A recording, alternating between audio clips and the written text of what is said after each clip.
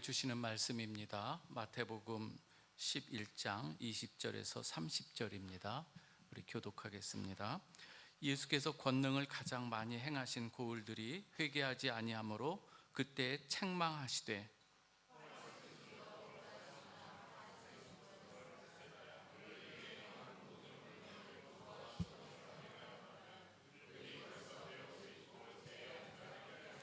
내가 너희에게 이르노니 심판날에 두로와 시돈이 너희보다 견디기 쉬우리라.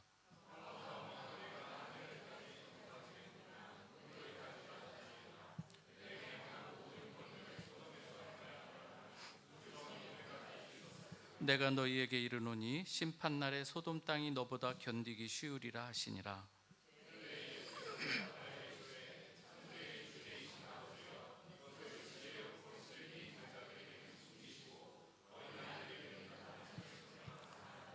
옳소이다. 이렇게 된 것이 아버지의 뜻이니이다.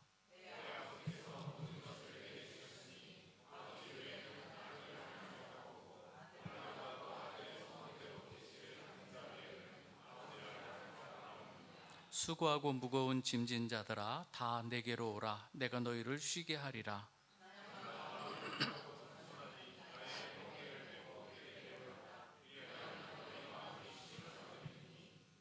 이는 같이 읽습니다. 이는 내 멍에는 쉽고 내 짐은 가벼움이라. 아멘. 주님, 오늘 말씀을 함께 듣고자 합니다. 우리의 마음을 주님 앞에 또 집중하며 주님의 말씀을 경청하는 이 시간 되게 하여 주옵소서. 아버지 하나님, 말씀하실 때에 듣는 귀가 열려지게 하여 주옵소서. 예수님의 이름으로 기도하옵나이다. 아멘.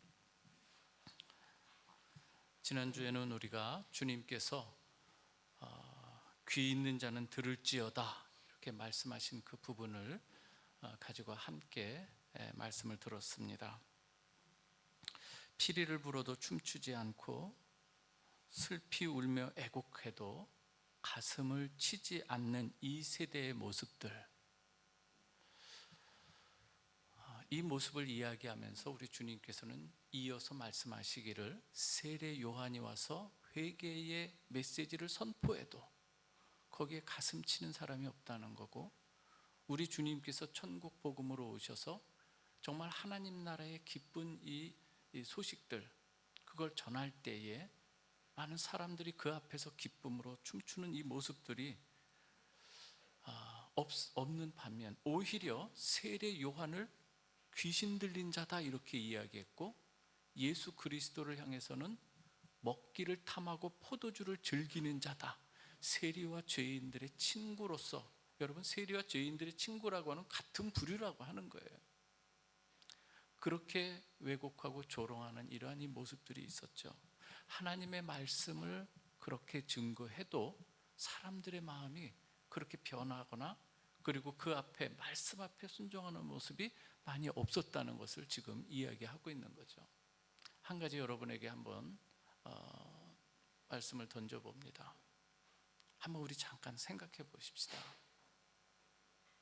여러분들은 성경을 통해서, 지난번에도 말씀드렸지만 성경에서는 다양한 장르의 또 다양한 형식으로 우리에게 말씀을 증거해 주고 계십니다. 때로는 아주 혹독한 책망 어린 그런 회개의 선포를 하라고 성경은 말씀하고 있습니다. 그러할 때 여러분 정말로 그 앞에 우리의 마음을 치면서 한번 내 자신을 돌아보면서 그 앞에 회개하는 모습, 눈물 쏟으며 회개하는 모습이 과연 있었는가 하는 거예요. 또한 하나님께서 우리에게 주시는 위로의 말씀도 있고 소망의 메시지가 있고, 내가 너와 함께 하리라, 너희의 산성이고 너희의 피난처고, 이런 말씀을 들을 때 내가 너희의 참 목자야, 이런 말씀을 들을 때 그 주님 앞에 여러분 감격의 고백을 하고 주님 사랑합니다, 주님 감사합니다, 여러분 입술에 감사와 찬송을 담아서 하나님 앞에 올려드리고 있는지요? 혹시 우리가 성경을 읽고 큐티를 한다고 하면서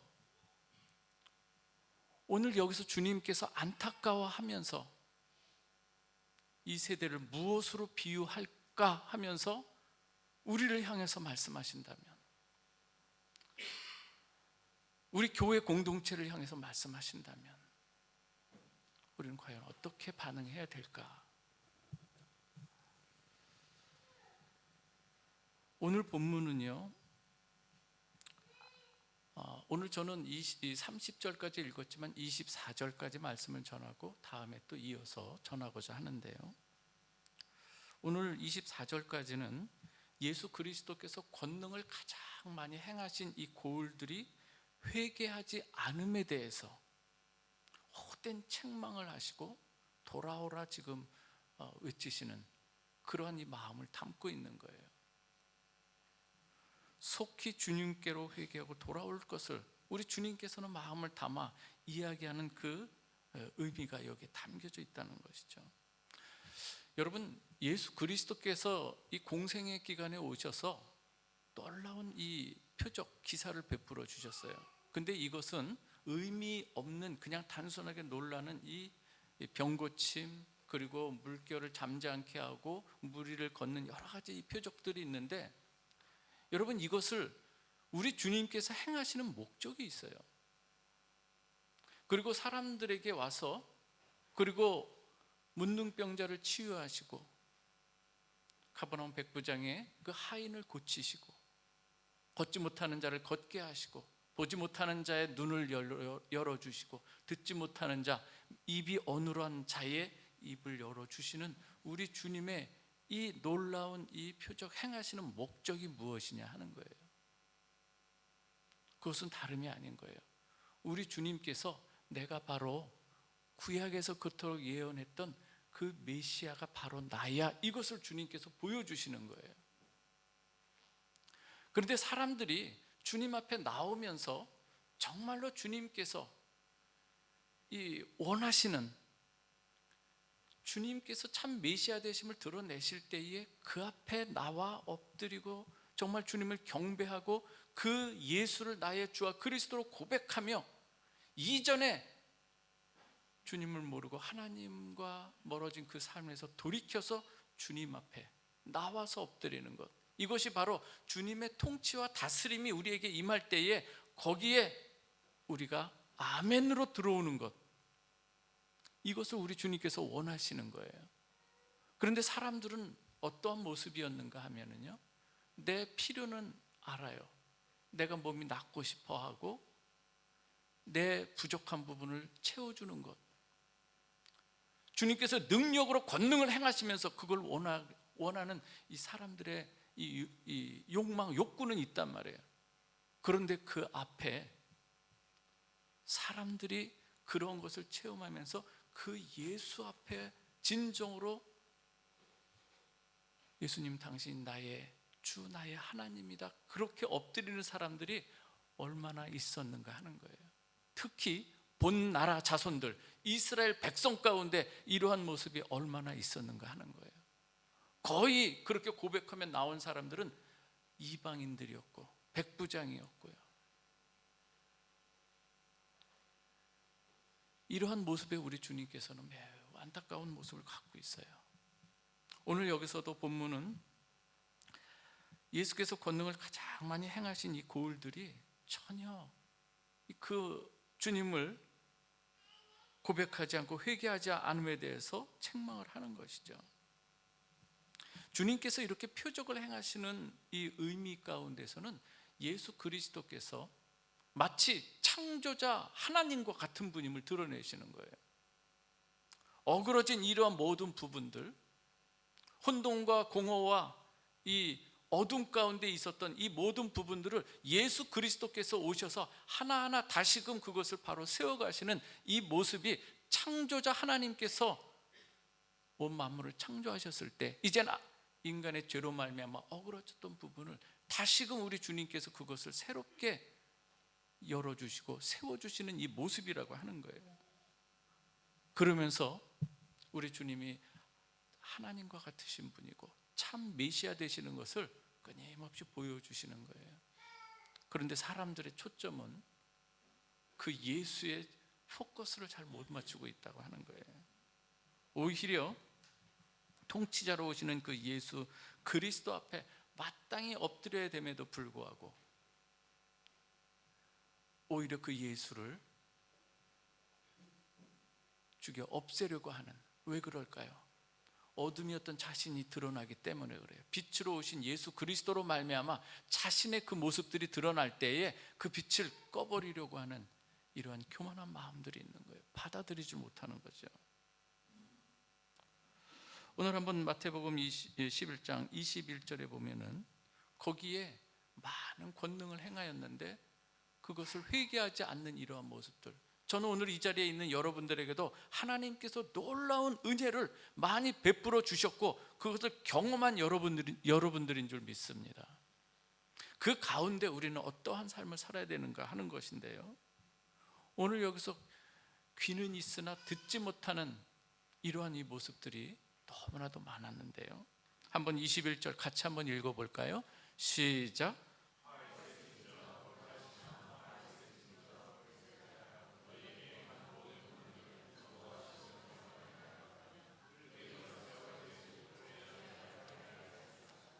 예, 오늘 여기서 말씀합니다. 화 있을진저, 그러면서 언급합니다. 벳세다야, 고라시나, 화 있을진저, 너희에게 행한 모든 권능을 두로와 시돈에서 행하였더라면 그들은 벌써 죄를 뒤집어쓰고 회개하였을 것이다. 그런데 너희는 어찌 그리 완악하냐, 이 말씀을 하는 거예요.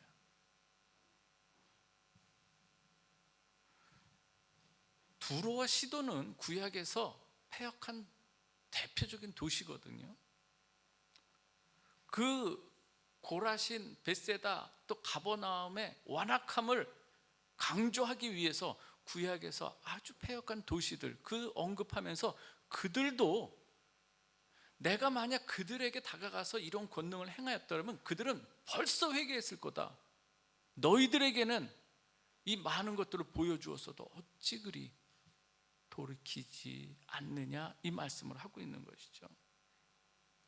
잠깐 구약의 이 대표적인 이 도시들 두로와 시돈인데, 두로 같은 경우에 왜 그토록 하나님께서 그들을 책망하셨는가? 그들이 어떤 모습으로 살아갔기에 주님께서 책망하시는가? 오늘 두로를 향해서 주님께서 구약에서 책망하는 그런 그 내용들을 한번 좀 살펴보고 오늘 우리에게도 한번 좀 돌아봤으면 좋겠는데요, 두로는 여러분들이 이스라엘 지도를 보면은 이스라엘 국경에서 조금 올라가 보면은 거기에 해상, 이 지중해 해변하고 좀 인접해 있는 그런 이 도시예요. 고대 이 베니게, 그러니까 페니키아라고 할 수 있는데 유명한 도시 국가고요. 해상 문명이 굉장히 좀 발달한 덕분에 그 지중해 이 상권을 장악했던 이 도시인 거예요. 주변의 여러 나라들과 무역하면서 부가 축적된 그런 도시이기도 해요.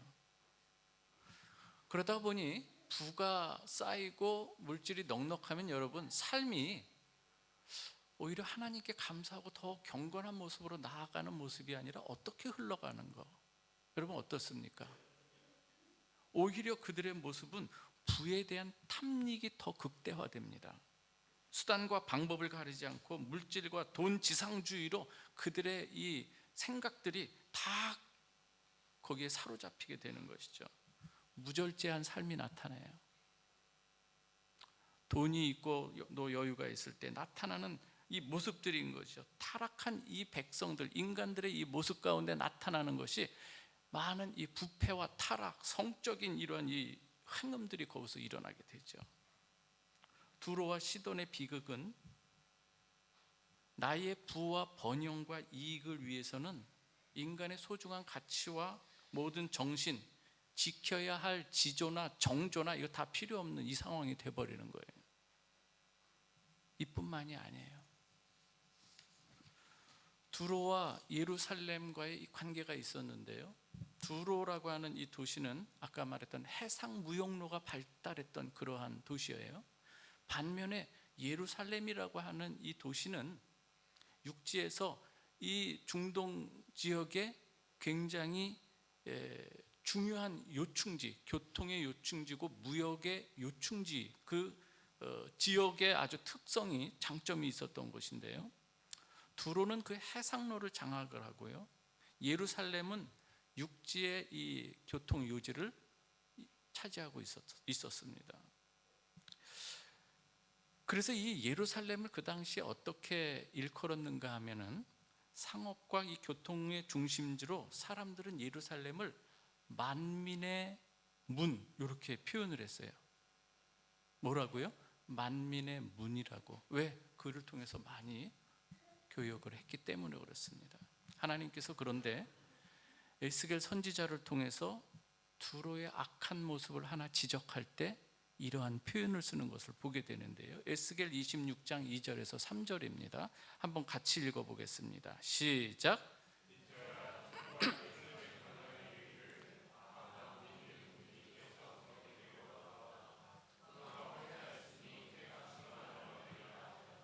여러분, 이게 무슨 말인가 하면은요, 여기서도 만민의 문이라고 하는 단어가 나와요. 인자야, 두로가 예루살렘에 관하여 이르기를.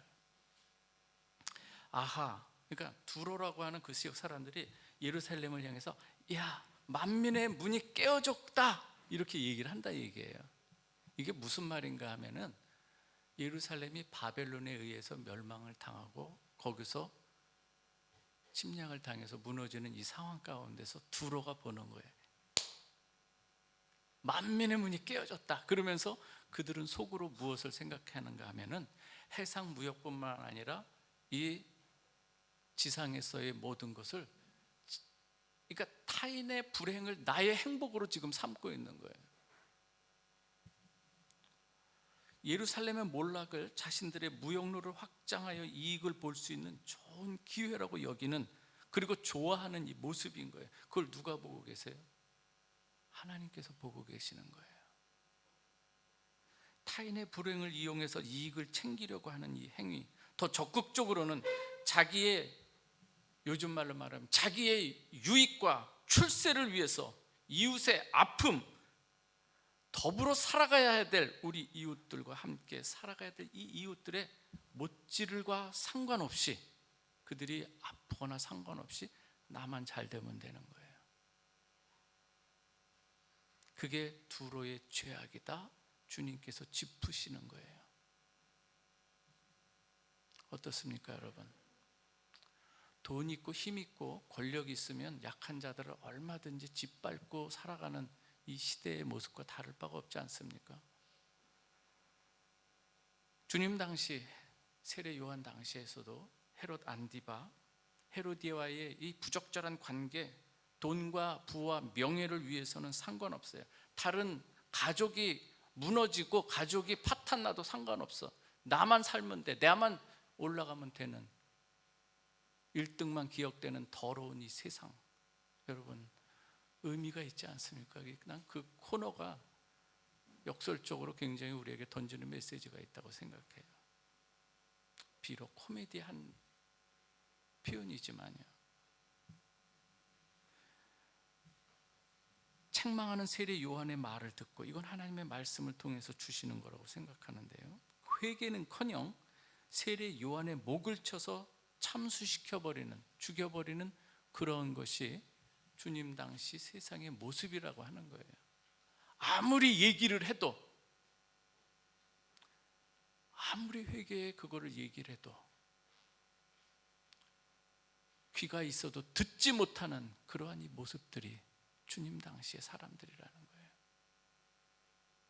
오늘 두로에서의 이러한 이 모습들이 나타나는 것을 주님 구약의 여호와 하나님께서 책망하시는데, 그 두로와 시돈, 그리고 가버나움과 비교되는 또 더 악한 소돔이라고 하는 이 지역,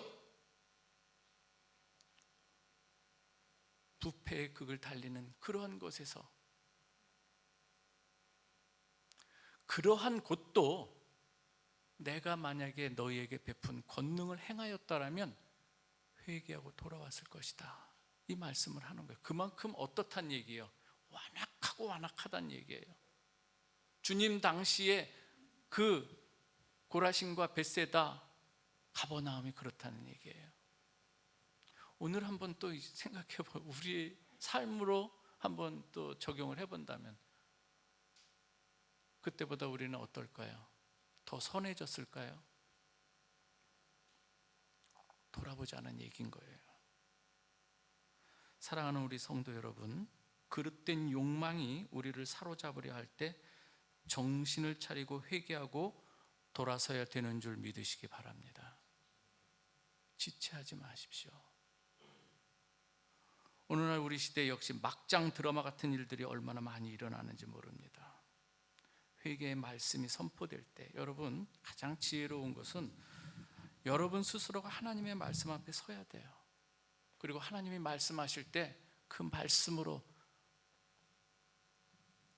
마음으로 변화를 받아 새롭게 되는 놀라운 역사, 이것이 사는 길인 줄 믿으시기 바랍니다.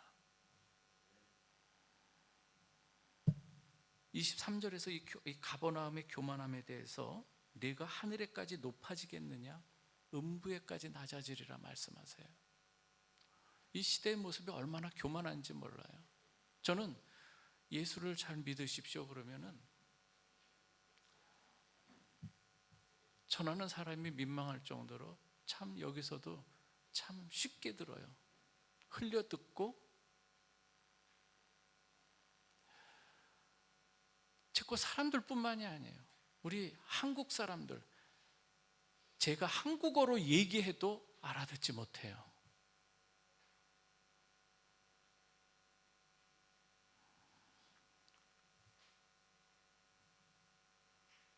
교만한 마음이 우리의 마음에 가득 찰 때 하나님 없이도 얼마든지 살 수 있다고 하는 이러한 마음이 교만인데요,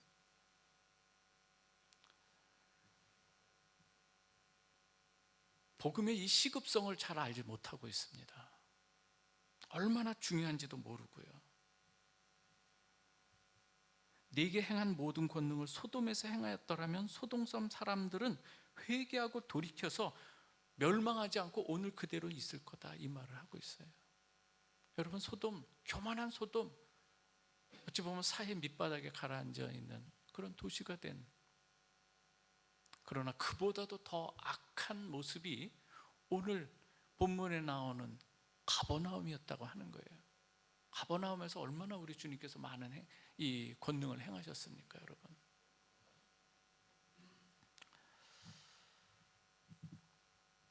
자기 이익과 기득권을 유지하기 위해서 자기 욕망을 내려놓지 못한 채에 회개하고 돌아와야 될 사람들이 돌아오지 않고 있는 이 모습들이라는 거죠. 종교 지도자들, 바리새인과 서기관들이 특히 더했고요. 하나님의 말씀인 이 율법을 받았는데 율법을 받았다고 하는 어떠한 이 맡은 자로, 율법을 맡은 자로 스스로를 지혜롭고 슬기 있는 자라고 그들은 자처했지만 그들의 모습은 예수를 메시아로 알아보지 못하고 오히려 그를 자신들의 그것을, 기득권을 훼손시키는 그러한 대상으로 삼고 예수를 죽이는 모의를 하는 것을 보게 되죠. 귀가 닫힌 자들이었고 눈이 닫힌 자들이었고 그리스도의 말씀을 깨닫지 못하고 예수도 알아보지 못하는 그 모습인 거예요. 여러분, 이 화 있을진저 고라시나 화 있을진저 벳세다야 이렇게 외치시는 우리 주님, 이 화 있을진저라고 하는 이 히브리어 호의는 엄숙한 경고와 더불어 진정으로 주님께 돌아오기를 원하는 또 한편의 주님의 안타까운 연민과 동정심이 서려 있는 이 단어라고 합니다. 다시 한번 우리가 생각해 봤으면 좋겠는데요, 우리가 하나님과 동행한다고 하면서 주님의 말씀과 같이 동행한다고 하면서 주님 말씀이 우리에게 전해져 왔을 때, 그 말씀을 들을 때에 얼마나 우리가 때로는 회개의 눈물을 흘리고 얼마나 주님과 기쁨의 눈물을 흘리고 있는가. 하나님의 말씀이 나와 이 살아있는 말씀으로 들숨과 날숨이 되어서 우리가 살아가는, 사는 역사들이 얼마나 있는가 하는 거예요. 회개가 일어날 때 막혔던, 하나님과의 관계가 막혔던 것이 뚫리고서 하나님의 은총이 쏟아져 들어오는 그러한 이 기회이기도 한데, 그것들을 놓치고 있는 이 모습들이라는 거예요. 다윗이 그걸 철저히 경험했어요. 그러나 다윗이 가장 자신의 그러한 이 나락으로 떨어졌을 때에 그가 살았던 비결은 하나님 앞에 회개하는 역사였던 거예요.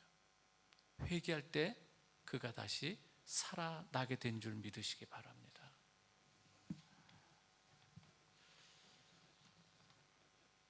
지난주에 저는 안타까운 마음이 있었어요. 무엇인가 하면 하나는 터키죠. 터키와 시리아에 큰 지진이 일어났어요. 많은 사람들이 우리가 생각하는 것 이상으로 지금 어려운 상황에 있는 것이죠. 또 하나의 안타까움은 이곳에서 여러분 신천지 집회가 열렸다고 하는 이 사실이에요. 저는 몰랐어요. 그런데 전단지를 보고 알았어요. 제가 이 사실을 알려주고 여기 있는 목사님들에게 이야기를 했어요.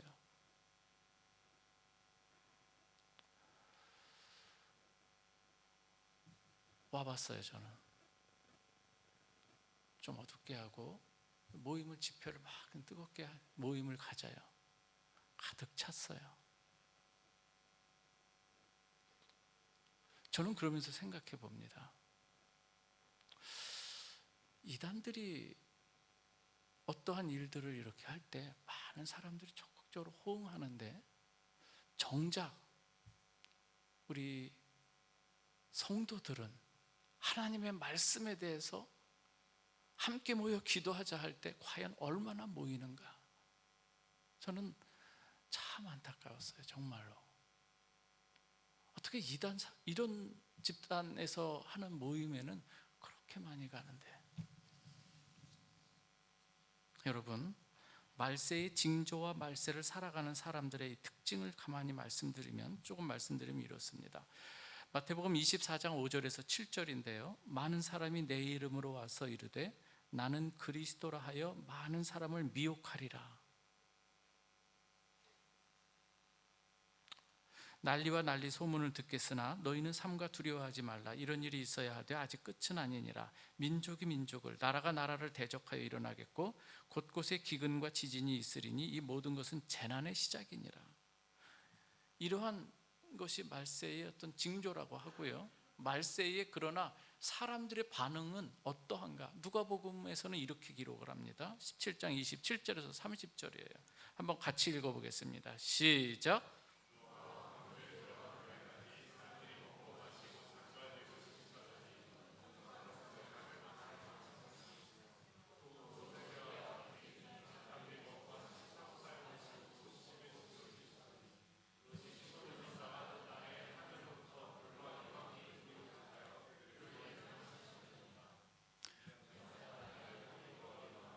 예, 노아의 때와 롯의 때라고 말씀하고 있어요. 그때의 특징은 뭐냐면 장가가고 시집가고 다 해요. 먹고 사고 팔고 다 해요.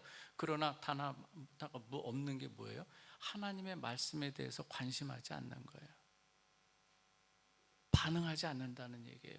주님께서 지금 답답해서 말씀하시는 것, 이 세대를 무엇으로 비유할까? 거기에 지금 사람들이 살아가는 모습이 이렇다는 거예요. 경고의 메시지 소용없어요. 아무리 얘기해도.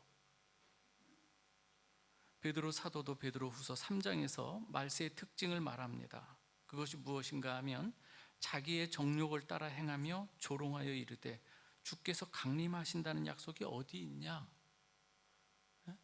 어디 있느냐 하면서 하나님의 초청을 거절하는 그러한 이 모습들이 이 시대의 특징이 된다고 이렇게 하는 것이죠. 그러면서 이 한 가지를 잊지 말라 당부하는 것이 있습니다. 한번 같이 읽어보겠습니다.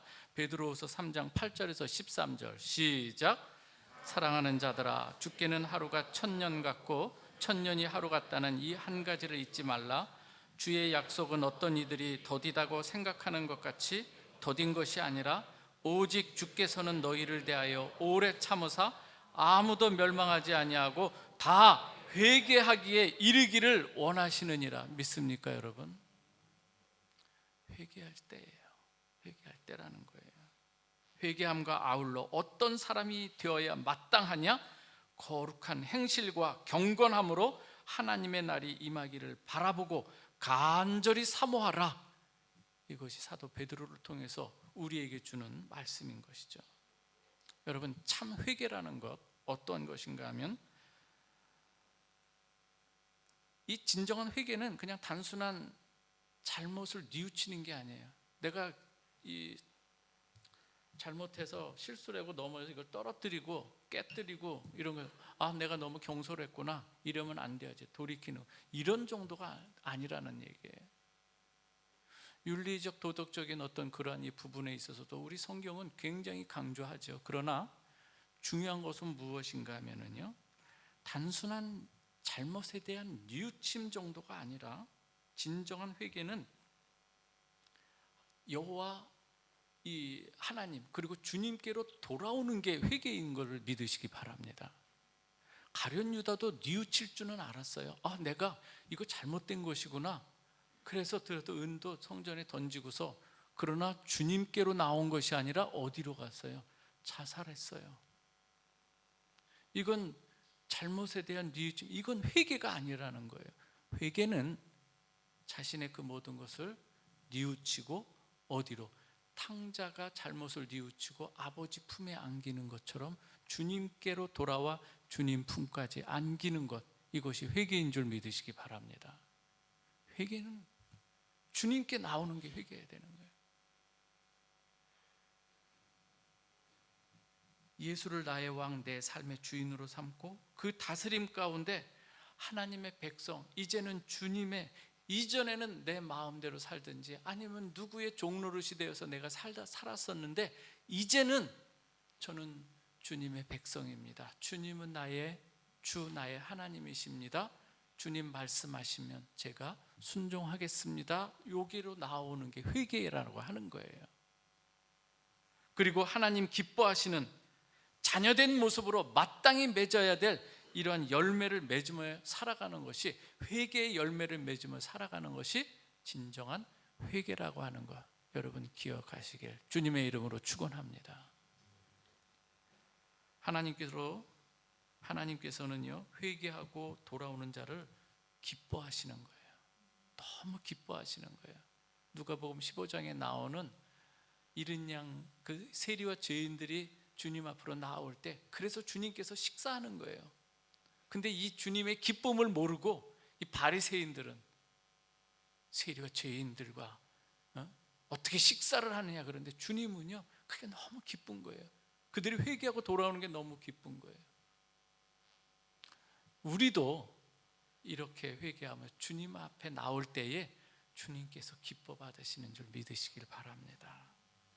오늘 주님의 말씀 안에 우리가 정말 살아있는 들숨과 날숨처럼 하나님의 말씀으로 때로는 회개의 눈물도 기쁨의 눈물도 여러분 주님과 깊은 교제 가운데 살아가며 하나님 기뻐 받으시는 여러분 되시길 주님의 이름으로 축원합니다. 기도하겠습니다. 아버지 하나님 감사합니다. 완악한 이 새 고을들을 향해서 주님 말씀하십니다. 그 새 고을의 그 지명이 혹시 나의 이름은 아니었는지요. 아버지 하나님, 오늘 이 말씀에 우리의 마음을 열고 참 회개로 주님 앞에 나아가는 지혜로운 저희들이 되게 하여 주옵소서. 겸손히 주님 앞에 우리의 삶을 내어드리며 주님의 통치와 다스림 가운데 살아가는 우리 모두가 되게 하여 주옵소서. 예수님의 이름으로 기도하옵나이다. 아멘.